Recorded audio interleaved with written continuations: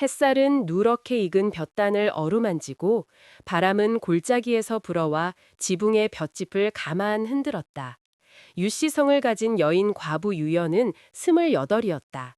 장맛비가 성질을 바꾸던 어느 여름, 항상 자신을 지극히 아끼고 사랑해주던 남편은 메밀반 물골을 터주려고 폭우에 물이 많이 불어 거센 계곡을 무리하게 건너다 급류에 휩쓸려 갔고, 그날 이후로 다시는 돌아오지 못했다. 남편의 집신 한 짝조차 찾지 못한 그 여름은 낯빛까지 젖은 듯 희미했다. 뒤이어 2해 동안 가뭄과 기근이 이어졌다. 땅이 갈라지고 우물물은 얕아졌다. 유연은 제대로 먹이지 못해 점점 연약해진 어린 아들 할인을 품에 안고 밤마다 기도했으나 끝내 홍역을 앓던 아이는 병을 이기지 못하고 숨을 거두었다. 아이의 마지막 체온이 식어가던 그 밤, 방문 사이로 바람이 스며들어 종이문을 떨게 했다. 그날 이후 유연은 매일 밤 정화수 앞에 무릎을 꿇고 조용히 속삭였다. 살려주세요. 아니, 내가 삶을 포기하지 않고 무엇이든 희망을 안고 살아가게 해주세요. 말끝마다 눈물은 마른 자리에서 다시 솟았고 떠다 놓은 정화수 표면엔 가느다란 달빛이 부서졌다. 그러던 어느 봄밤 정화수 위로 실바람이 스칠 때 마당 끝에서 희미한 신음이 들렸다. 등잔을 들고 나간 유연은 초가 담장 너머에서 쓰러진 소년 하나를 발견했다. 얘야, 왜 그러니? 소년의 입술은 말라붙어 있었고 갈비뼈가 드러난 가슴이 거친 숨결에 맞춰 들썩였다. 겨우 눈을 뜬 소년이 속삭였다. 살려 주세요.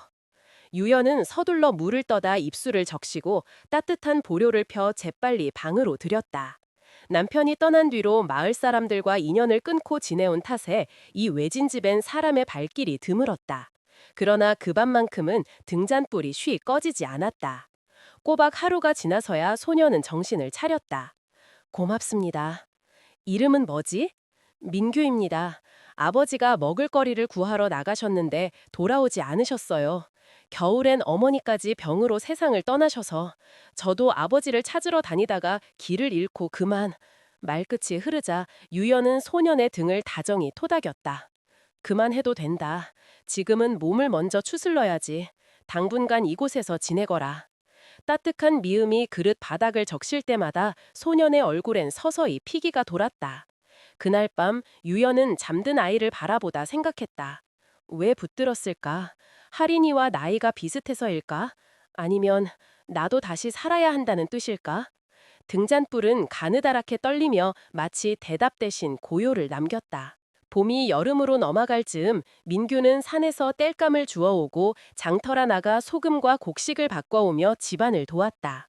손등엔 장작에 거친 결이 남았고 어깨엔 산바람 냄새가 앉았다.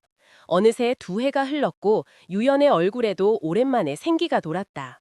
붓드먹 위엔 김이 뽀얗게 올라오고 마당에 널어둔 나물엔 햇볕이 고르게 들었다. 그러던 어느 오후, 이모님 빨리 나와보세요. 민규의 품에는 어린 소녀가 축 늘어져 있었다. 이마는 불덩어리 같았고 손목은 가느다랬다. 유연은 찬 우물물로 수건을 식혀 얹고 밤새 열을 내려주었다. 미음을 떠먹이는 손길은 한결같았고 숨소리를 살피는 눈빛엔 오래된 상실을 건너온 사람만이 지닌 단단함이 깃들었다. 새벽녘 소녀가 겨우 눈을 떴다. 몸은 어떠니? 집은 어디냐? 이름은? 소녀는 입을 열지 않았다. 눈동자는 커다란 호수 같았으나 말의 물길은 막혀 있었다. 며칠이 지나 몸은 나아졌지만 여전히 말을 하지 않고 큰 눈만 깜빡이며 유연 곁을 졸졸 따라다녔다. 민규야, 저 아이를 아는 이가 있는지 장터에서 물어봐 주련? 예, 그런데 이름이 없는데 뭐라 물어봐야 하죠?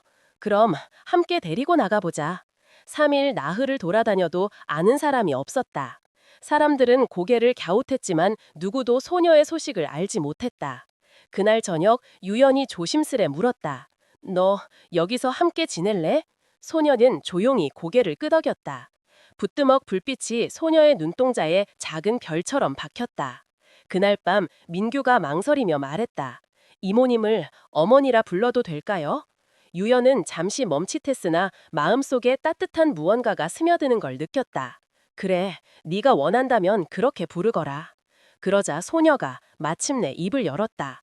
어머니, 제 이름은 초아예요. 왜 그동안 말을 안 했니? 고아원에 있을 때 언니들이 말했어요. 말 잘하면 먼저 끌려간다고. 거기선 아이들을 다른 집에 팔기도 했거든요. 그래서 도망쳤어요. 말과 함께 떨어진 눈물 한 점이 소매 끝을 적셨다. 유연은 미간을 찡그렸다.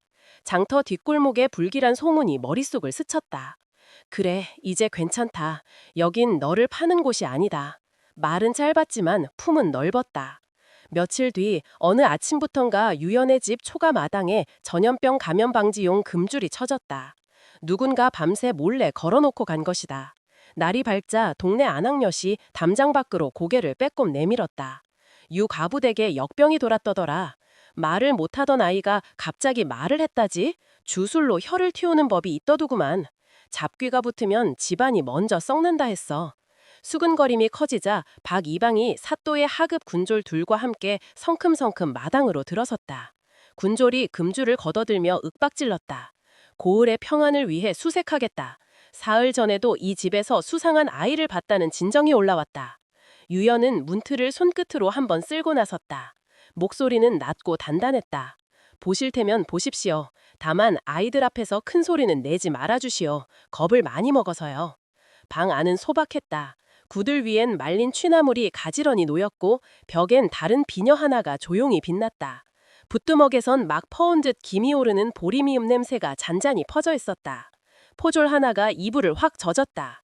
그때 초아의 손목에서 빛바랜 자주색 실묶음이 보였다. 박 이방의 눈빛이 번쩍했다. 이것 보게. 이건 고아원에서 도망친 아이들을 표식하던 실이야. 도망아를 숨겨놓고도 이걸로 사람을 속여? 초아가 움츠러며 손목을 감췄다. 얼굴이 하얗게 질렸다. 말문을 열려다가도 아무 말도 나오지 않았다. 유연이 한 발 나섰다. 그 실은 표식이 아니라 사슬이었습니다. 아이가 스스로 끊어낸 뒤 손목이 헐어 피가 나서 제가 다시 살짝 묶어둔 것뿐입니다. 피멍이 들지 말라고요. 박 이방이 코웃음을 쳤다. 말이 참 번지르르 하구나. 고아원에서 보호하던 아이를 납치해와 숨기고 역병을 핑계로 금줄까지 치고 고을 민심을 흔드는 죄다. 그때 민규가 재빨리 초아 앞을 가로막았다. 맨손이었지만 목소리가 또렷했다. 그 실은 표식이 아니라 낙인이에요. 저희가 묶은 건 다시 묶이지 않으려는 약속이었죠. 이 집은 아이를 숨기는 것이 아니라 밥을 주는 곳입니다. 집안을 뒤지면 밥그릇과 물바가지 그리고 젖은 물수건밖에 나오지 않을 겁니다. 박 이방이 민규를 위아래로 훑었다. 입은 야무지네. 그렇다면 관하러 가서 입을 더 야무지게 놀려보거라. 이 사실관계는 관하에서 가려야 하니까. 유연은 짧게 숨을 고르더니 초아의 어깨에 살짝 손을 얹었다. 가자. 도망치는 사람은 우리가 아니라 저 장부 속 거짓말일 테니. 그들이 담장을 나서는 순간 담밖에 수근거림이 멈췄다. 누구도 더 이상 거들지 못했다. 낮에도 꺼지지 않던 의심의 불이 이제 관아의 마루로 옮겨가고 있었다. 관아 대청의 마루가 반들반들 달아있었다. 수많은 발자국과 수백 가지 사연이 지나간 자리였다. 동원마루 위 높은 자리에는 이현감이 앉아있고 좌우로 서리와 군졸이 도열했다. 유연과 민규, 초아가 가운데에 섰다. 이현감이 낮게 물었다. 과부 유씨, 고아원에서 나온 도망아를 숨기고 금줄까지 쳐놓아 민심을 뒤흔들었다는 진정이 올라왔다. 사실이냐? 유연이 고개를 들었다. 눈빛은 피곤했지만 흐리지 않았다. 숨긴 것이 아니라 살렸습니다. 밥을 주고 열을 내리고 밤새 등을 쓸어주었습니다.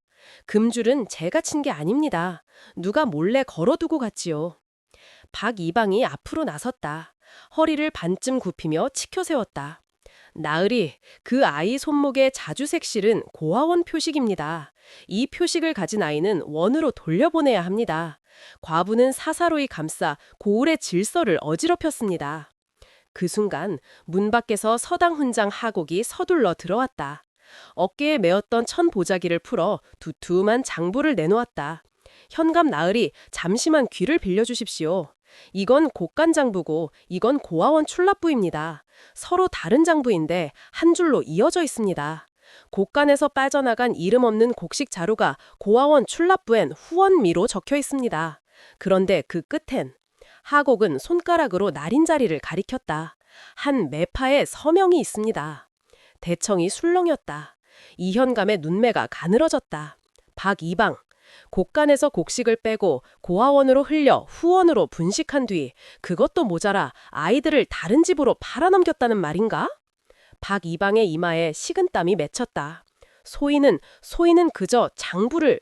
그가 말을 흐리는 사이 대청 한편에서 허리춤을 움켜쥔 사내가 앞으로 우두커니 나왔다. 한 매파였다. 그는 무릎을 꿇고 죄인 한 매파이옵니다. 굶어 죽는 아이들을 잠시라도 살릴 길을 찾다 그만 돈 되는 길을 알게 되었습니다. 후원이라는 이름으로 팔기도 했습니다. 하지만 나으리 모두가 죽지는 않게 하려고 최선은 다했습니다. 변명 끝에 붙은 마지막 문장은 허공에서 힘없이 꺾였다. 민규가 이를 악물었다. 목소리가 떨리면서도 분명했다. 살리려고 팔았다는 말은 말장난입니다. 저도 굶어봤습니다.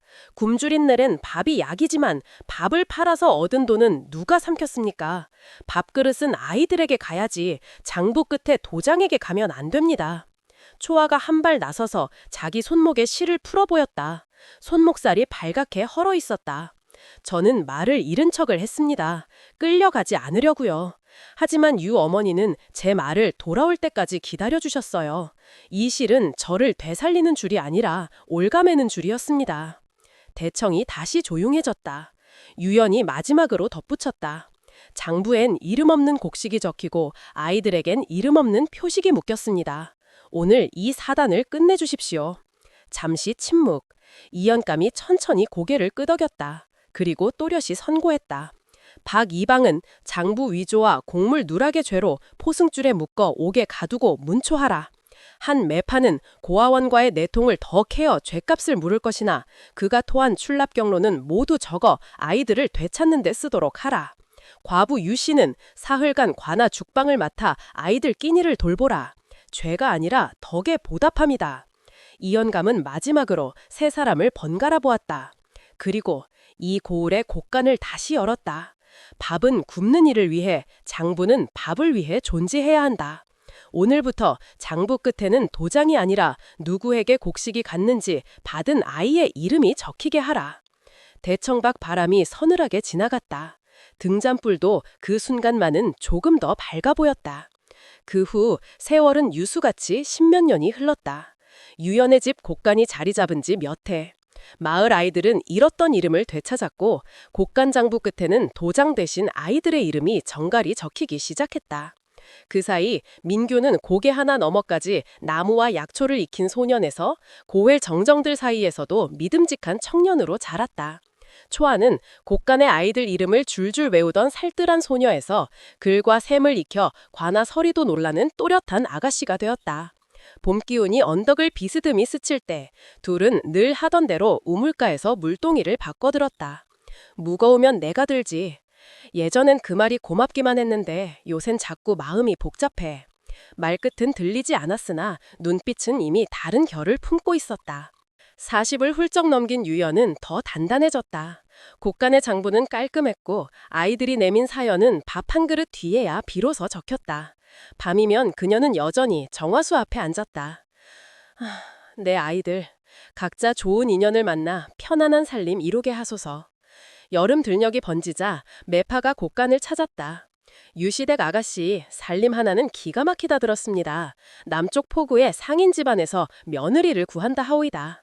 그날 밤 유연은 초아의 머리카락을 빗겨주며 말했다.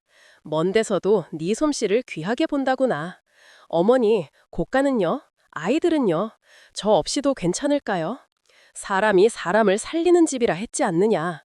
네가 떠나도 이 집은 밥을 짓는 내가 있지. 며칠 뒤 면천 인근 농가에서 민규의 혼처가 올라왔고 그날 밤 민규는 곡간 처마 끝에 걸린 비녀를 오래 바라보았다. 장마가 들자 민규는 초아를 데리고 옛 동굴로 올랐다. 거기서 기다릴게. 아니, 같이 가자. 빗방울이 톡 떨어졌고 초아가 낮게 웃었다. 또 장마네. 이번엔 어른의 말투가 되어. 친형제처럼 자랐는데 우리가 그 울타리를 넘어설 수 있을까? 나는 너를 누이라고 부를 때도 연정의 마음은 늘 너에게 남아있었어. 유연은 매파의 날짜를 미루었다. 그날 밤 초아에게 접은 천조각을 건네며 가지 않겠다면 지금 찢어도 좋다고 했다. 그러나 마을의 말은 바람보다 빨랐다. 한 집에서 자랐으니 형제나 다름없지. 그때 바로 산 위 둑이 터졌다. 곳간의 쌀자루는 마룻도리로, 아이들은 안채로. 민규는 물속을 헤치며 아이를 업어나왔고 초아는 장부를 치맛자락으로 감쌌다. 소동이 잦아들자 유야는 두 아이의 상처와 손목에 옛 자국을 보았다. 나는 무엇을 지키려 했던가? 아이들의 안전이었나? 아니면 사람들의 시선이었나? 다음 날 아침 유연이 말했다. 편안한 살림이란 것도 결국 함께 견디는 손이 있어야 가능하다는 걸 알았다. 민규가, 초아가 차례로 저에겐 한 사람이 있습니다 라고 답했다. 너희의 정이 형제의 정이 아니고 부부의 도리로 나아가겠느냐. 예, 멀고 힘하면 둘이서 한쪽씩 메고 가겠습니다. 먼저 호적이다. 장부 끝칸에 적혔다. 혼인, 민규, 초아, 밥 2그릇, 마음 1그릇. 혼례날 유연은 오래 간직한 비녀를 초아의 머리에 꽂아주었다. 하곡이 충문을 읽었다. 사람을 살리는 집, 밥 짓는 집, 그 집의 불씨가 오늘부터 둘의 숨으로 이어지길. 밤, 작은 등불 아래 셋은 원을 이루어 약속했다. 우리 집은 사람이 오면 먼저 문을 열고 물을 데우고 밥을 짓는다. 해가 바뀌고 봄이 왔다. 하온, 여름의 따스함. 연우, 비 내린 뒤 피는 연꽃. 유연은 웃으며 말했다. 그래, 이제야 비 내린 뒤의 등불이 무슨 뜻인지 알겠다. 그날 밤 정화수 위로 별빛이 잔잔히 떨어졌고 유연 곳간의 불은 꺼지지 않았다. 한 가족이 된 5은 한솥밥을 3자리에서 함께 먹었고 누군가 문을 두드리면 먼저 물을 데우고 밥을 지었다. 잊었던 이름들은 이 집에서 천천히 그러나 분명하게 되돌아왔다.